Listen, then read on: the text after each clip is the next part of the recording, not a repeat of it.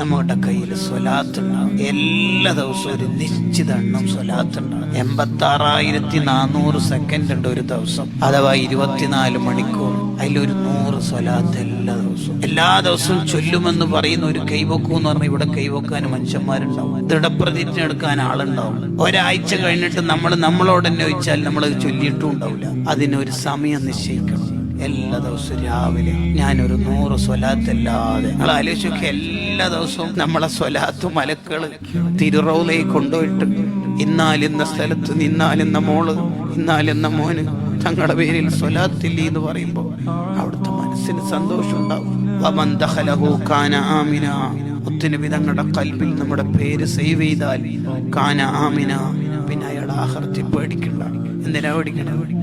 സ്വലാത്ത് ചൊല്ലുന്നവരെ കാത്തിരിക്കാൻ ഞാൻ ഹൗലുൽ കൗസറിന്റെ അടുത്തുണ്ടാകുമെന്ന് അവിടുന്ന് വാക്കാണ്.